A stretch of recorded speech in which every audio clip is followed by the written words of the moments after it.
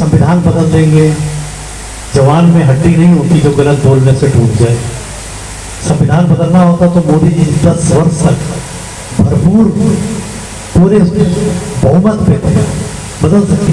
बल्कि डॉक्टर भीमराव अम्बेडकर जी के 5 स्थलों को उन्होंने तीर्थ स्थल के रूप में आने वाली पीढ़ी को दर्शनार्थ छोड़ा कि ये लोग आने वाली पीढ़ी समझे कि हमारे संविधान के निर्माता आखिर थे कौन, वो चाहते क्या थे। उस करके अपराधी बताता था कि मैं एक पार्टी का, मैं नाम नहीं लेना चाहता, एक पार्टी का मैं कार्यकर्ता हूँ, नेता हूँ। ये आचरण व्यवहार मुझे लगता है कि अब उत्तर प्रदेश का परिवेश बदल गया। अब उन लोगों को बेचैनी है जो केवल गुंडागर्दी के दम पर और केवल पिछड़ा एक ही वर्ग को मानते थे, एक ही जाति को मानते थे। वो समय बदल गया। मोदी जी पिछड़े वर्ग से आते हैं, देश के प्रधानमंत्री, पिछड़ा वर्ग देश का नेतृत्व कर रहा है। तो ये सब केवल कह देना कि संविधान बदल देंगे, जवान में हड्डी नहीं होती जो गलत बोलने से टूट जाए।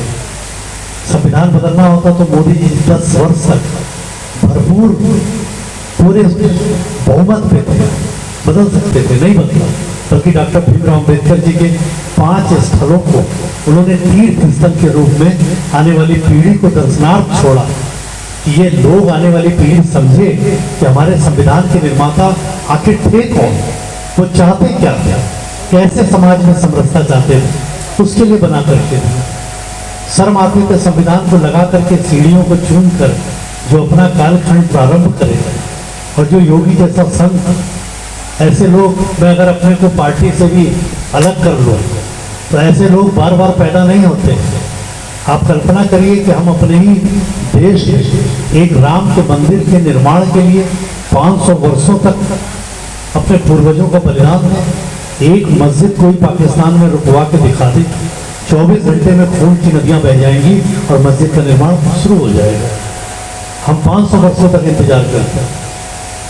कोई ऐसा उदाहरण नहीं देखा होगा आपने, मोदी जी की माता जी का निधन होता है और वो मात्र पुत्र धर्म का पालन करने के लिए 2.5 से 3 घंटे केवल अपनी माँ के अंतिम संस्कार में जाते हैं और उसी दिन लौट करके देश सेवा में जुटने के लिए और राजधर्म का पालन करने के लिए, लोगों की मदद करने के लिए देश सेवा में जुट जाते हैं। ऐसा उदाहरण नहीं देखा होगा, राजनेता में ऐसा उदाहरण नहीं देखा होगा।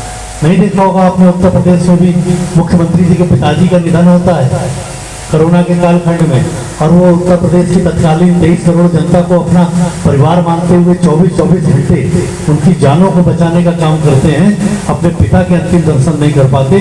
ऐसा उदाहरण आपने नहीं देखा होगा।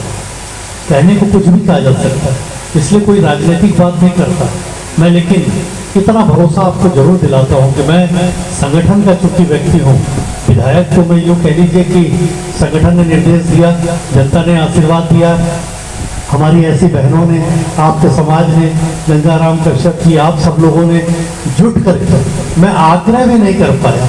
35 साल का मेरा चरित्र देखते हुए आप सब लोगों ने मुझे जिता करके विधायक बना दिया। और मुझे बहुत अच्छा लगा जब गंगा मेला लगता है, जो कानपुर के लोग हैं जानते हैं कि आप गंगा मेला में जब आपका सामियाना लगा, मैं उसमें गया, मुझे बहुत अच्छा लगा। तो मैंने कहा आपने अपने समाज को मजबूत करने के लिए, वहां से मैसेज जाता है पूरे शहर की 70 लाख आबादी में, मैसेज जाता है कि गंगा मेला में गौड़ समाज का भी एक टेंट लगा था। ये चर्चा डीएम ने मुझसे करी, मैंने कहा भाई साहब देखिए वहां पर उनका भी टेंट है। और हमारी सरकार तो वैसे भी आदिवासी, जनजाति, पिछड़े, इनके लिए वैसे ही काम करने वाली है। मैंने इसलिए अभी आपसे पूछा कि मैंने कहा क्या मुख्यमंत्री जी तक ये आपका ज्ञापन गया, तो आपने बताया अभी दशरथ जी ने मुझे कि ये ज्ञापन अभी हमारे अधिवेशन के बाद जो भी हमारे निर्णय आएंगे इसके बाद जाना है। आप केवल मुझे इसकी सेवा का अवसर दीजिएगा, विश्वास मानिएगा कि आपको सुनाई देगा कि मुख्यमंत्री जी तक आपकी बात। गौड़ महासभा 403 का आज 63वां अधिवेशन है। आज मैं कानपुर में हूँ। कानपुर में यहाँ क्षेत्रीय विधायक जी हैं, समाज के लोगों ने इनका स्वागत किया। इन्होंने भी समाज को कुछ देने के लिए बहुत सारी बातें बोले हैं, इनसे हम बात करेंगे। सबसे पहले स्वागत है विधायक जी आपका। बहुत बहुत धन्यवाद, आपके चैनल को मैं बहुत बधाई देता हूँ, शुभकामनाएं। गोंड समाज जो है बीजेपी गवर्नमेंट चल रही है, मैं सबसे पहले आपसे बात करना चाहूँगा कि बीजेपी की सरकार चल रही है, डबल इंजन की सरकार है। आपके सरकार में शासनादेश जारी होता है, पहले 13 जिला में था, अब 17 जिला में हो गया है कि गोंड जाति पाया जाता है जो एसटी में आता है। गोंड पूरे उत्तर प्रदेश में पाया जाता है, 17 जिला में जो एसटी में, बाकी एससी में पाया जाता है। एक तरह से आपकी सरकार कहती है कि गोंड को जारी किया जाए, लेकिन आप भी के सत्ता सरकार में बैठा हुआ लेखपाल, तहसीलदार, जब गोंड समाज का एक नॉर्मल व्यक्ति जाता है तो उसको कहता है कि तुम ये डॉक्यूमेंट लाओ, स्टेट ये डॉक्यूमेंट लाओ।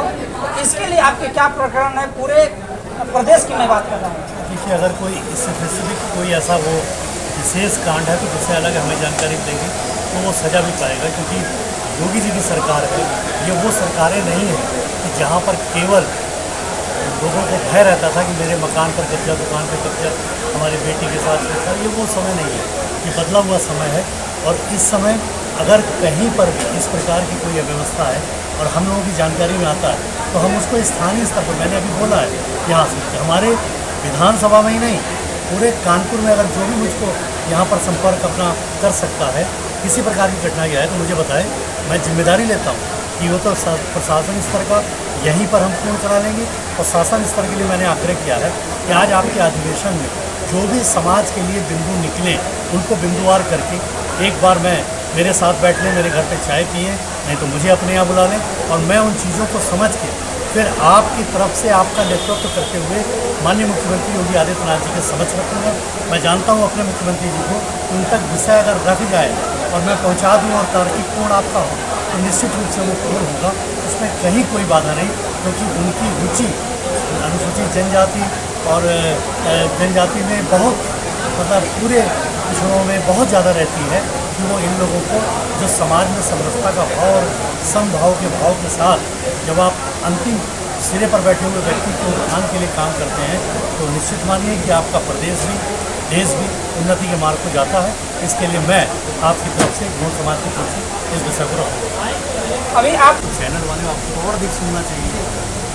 मैंने इनसे कहा है, इनसे बात हुई है, सार्वजनिक मन से कहा, मैंने कहा कि आप बिंदुवार तय कर लीजिए, मेरे साथ चाय पीजिए, मैं आपके साथ चाय पीऊँ, उन बिंदुओं को मैं समझूँ। जब मैं समझूंगा तब तो मैं मुख्यमंत्री जी को बता पाऊंगा, आप शायद सुन नहीं पाए। अभी आप अपडेट करिए। ये लोग देंगे तो आश्वासन देंगे कि आप करवाएंगे। अरे भाई, माइक से क्या बच्चों वाली बातें कर रहे हैं? माइक से बोल रहा हूँ, विधायक हूँ मैं। माइक से आप दूसरी समझ बात ही है नहीं पा सर, रहे। माइक से दूसरी बात है। मैंने कहा है मेरी आवाज़ को टेप कर लीजिए, नहीं सुन पाए हम उसी को नहीं आप, लगता है भोजन वोजन करने चले गए। नहीं, मैं सुबह से